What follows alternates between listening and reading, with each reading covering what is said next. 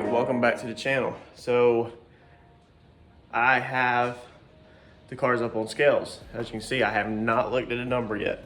You gotta believe me on this one, I have it. So I was gonna do it on camera for the first time, fingers crossed. So a couple things were missing. Let's just go ahead and go over this. The basic stuff that I know off the top of my head. There's no torque converter, there's no drive shaft, there's no procharger pulley, there's no fuel pressure regulator, there's no fluids. I think that's it. I think that's the bulk of it. That's it. I think that's it. It's all the big stuff that's going to add any weight. Secondary fuel pump. So we're all talking about lightweight stuff. The drive shaft that I'm going to get is going to be aluminum. I'm not buying a steel one. And I'm going to try to buy a carbon fiber one. So I'm going to try to find a used carbon one. But we're at least doing aluminum. We got to take the rear end yoke off, change the rear end yoke. I do have a transmission yoke in the car now, so there's some weight right there. But there's no fluids and nothing. So I'm thinking everything I just said out of the heaviest is going to be the torque converter. And the torque converter that we're going with does have a billet aluminum backing plate. It's the bolt together one. So again, it shouldn't be a ton of weight. I'm thinking another 100, 200 pounds. If that, probably another 100 pounds. So let's see what these numbers are. I kind of don't even want to go look at it, honestly. And then, this is just going to be kind of where I'm at. So I'll put a picture up right now of where the car was at as a roller, before transmission, before motor, and before I did some weight loss. So whenever this picture was taken, I had windshield wipers, AC in there, the AC ductwork in the box inside the car on the firewall. And it had glass in the car, and it had heavy brakes on the front end. So since then we have lightened a bunch of stuff, changed some parts out to go lighter, and I have not had it back on the scale since then. We'll see. I'll go ahead and tell you before we walk over here to this side of the car, I don't want to see 3,000 pounds. If I do, it is what it is. There's nothing I can do about it. I've tried to build it light as I can afford right now, and there's not a lot of stuff cut out in the car. It's factory floors, factory firewall. So, and I can't afford lightweight everything. 2,700 without me in it wouldn't be the end of the world. I currently weigh 180. So, let's stop rambling and go take a look at this.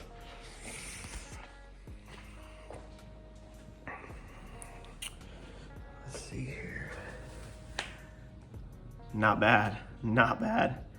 I'm not unhappy with that at all. Let me flip you around.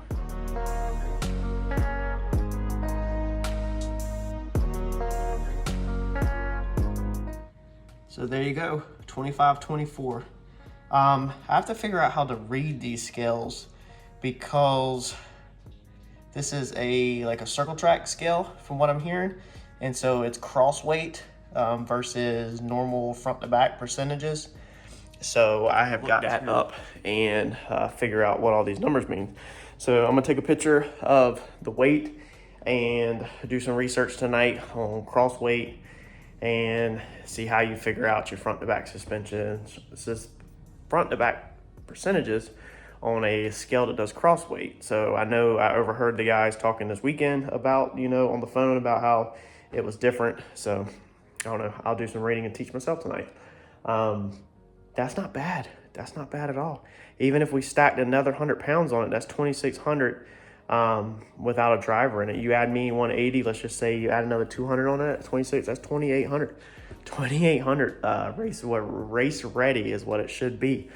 I'm not unhappy with that. I'm not unhappy with that at all. I can't even remember what John's car weighed race ready. I know no prep stuff, he's like 3,000 or up, depending on how much weight he puts in it. But yeah, I'm not unhappy with that at all. So pretty cool. I've been waiting for a minute to see them numbers.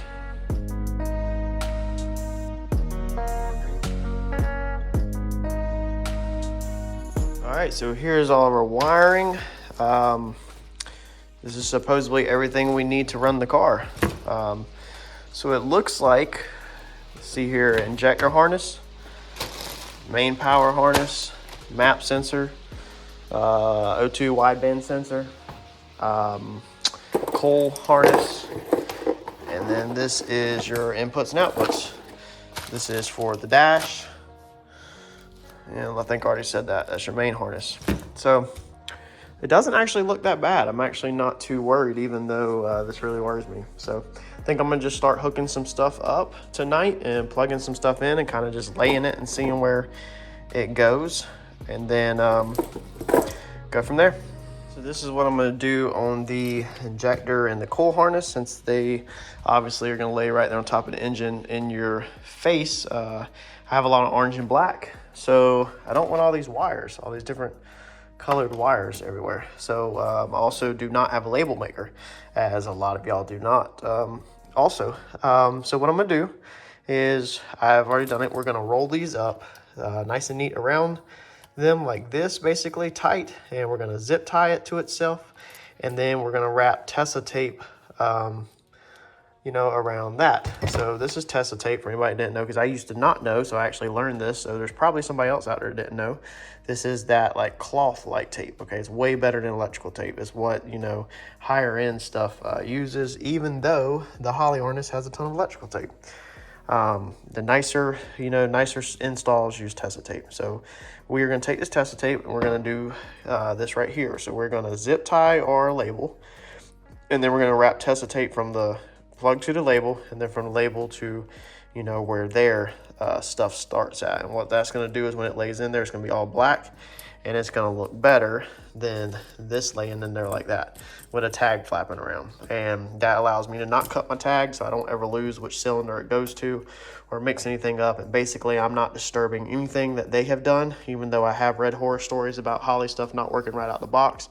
But this basically allows me to not disturb their stuff and to just make it look a little closer to like a custom install without actually doing a custom install. So this is all I've done, is zip tied it, you can see, with a clear zip tie so it don't stand out, and you can see that still says cylinder number 1. So I'm gonna go ahead on the bench and do all of these, zip tie every ones, and then lay it in there. And my faults right now are going to be to lay everything under the intake, since I have a ridiculous amount of room under there, and then snake everything up through under the fuel rails, to right there. And then the same thing with injectors, I'll snake right there to the injectors so that there's not wires laying all across the top of the fuel rails. So let me get this done. This is probably definitely going to take a few minutes, but I would love to, for tonight, get this done on the bench, plugged in, and get the injectors done on the bench and plugged in into the car, and then I'll catch back up with y'all.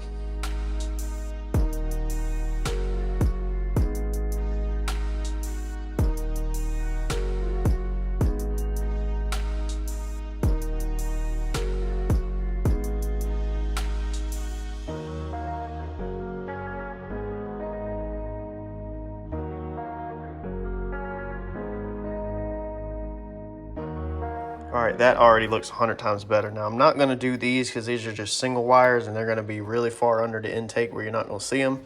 But I mean, that just looks a world of better. Yes, you can cut these tags off, y'all. Obviously, your numbers go in order like that.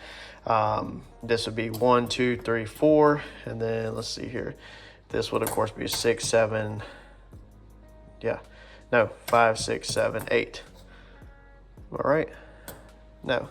Yeah, this is 5, 6, 7, 8. So, of course, they go in order. I'm just not an electrical guy, not a motor guy. I'm a make stuff look good guy and a fabricator, where I can build stuff.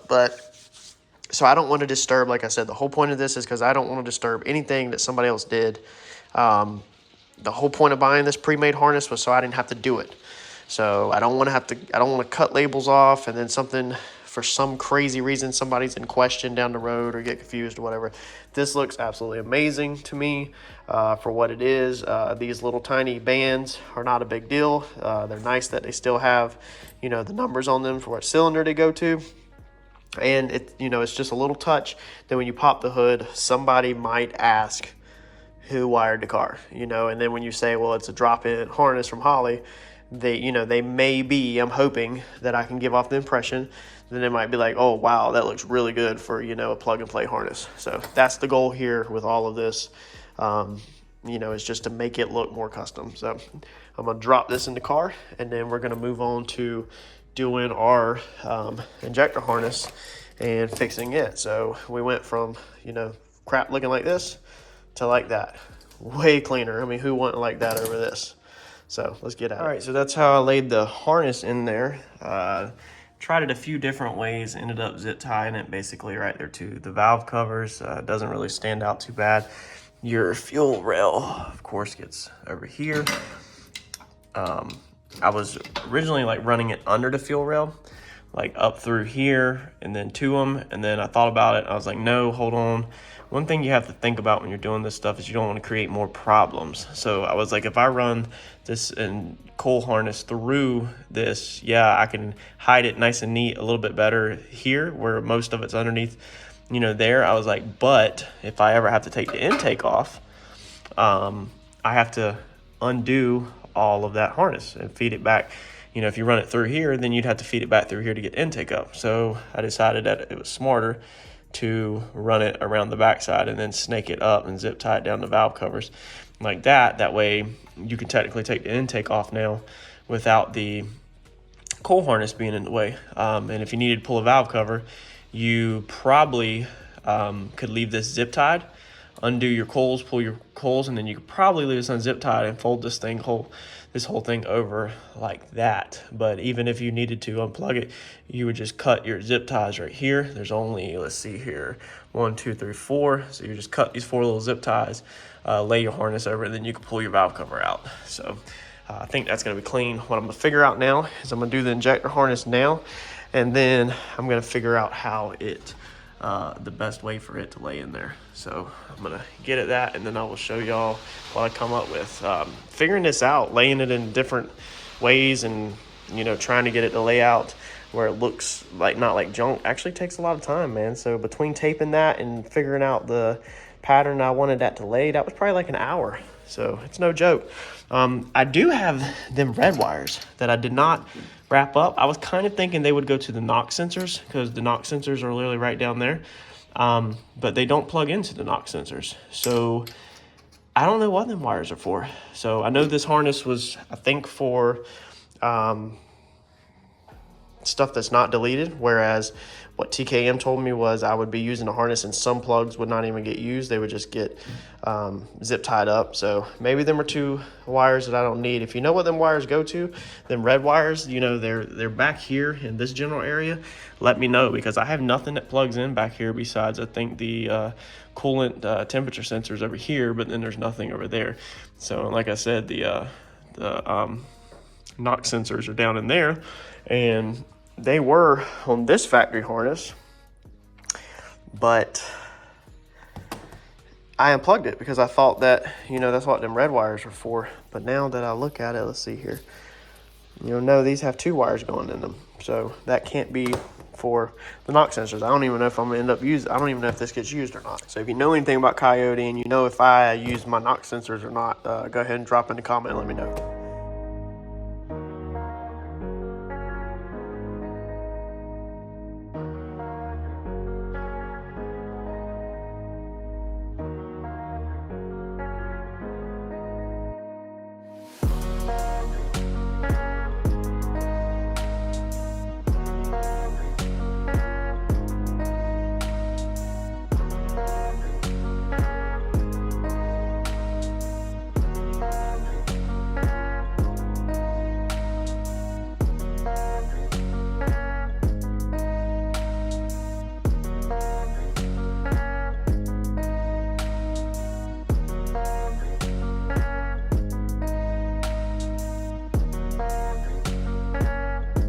All right, so got the injector harness laying in there, and as you can see from this, that it is clean.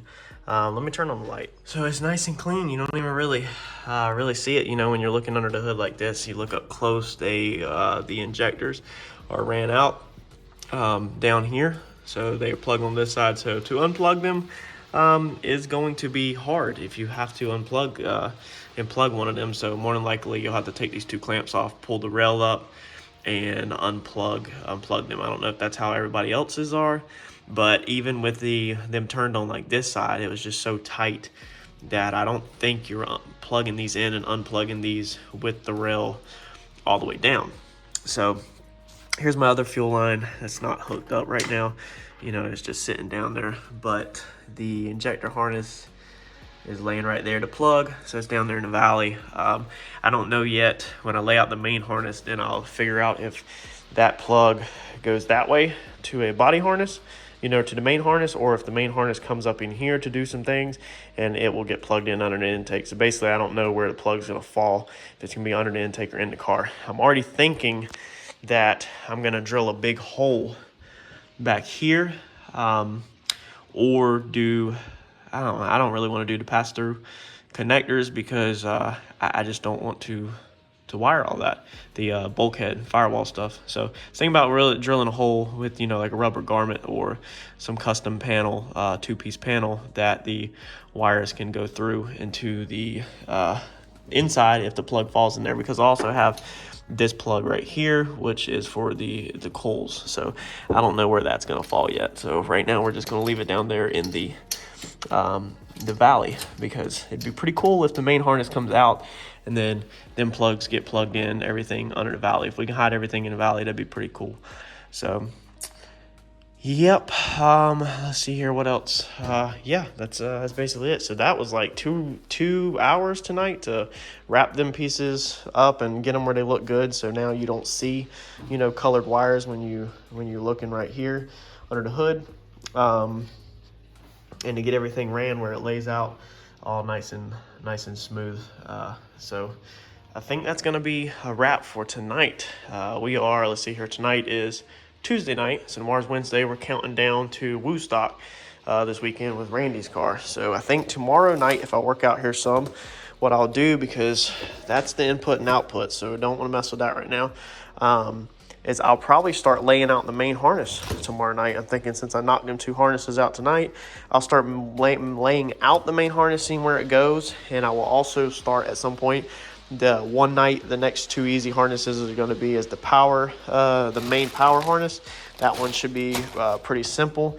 And the Holley dash, we need to run them wires wherever they're going to go over to the ECM. So we'll probably that will be one night, and then this will probably be one night. So, and it is pouring here. I don't know if the video is picking it up on the garage door. We go from like a ton of wind to the phone's been going off all night about tornado warnings, flood warnings, all kinds of stuff. So it's this weather here has been absolutely crazy. That's going to be a wrap for this one. Like, comment, subscribe, and share. I'll catch you on the next one.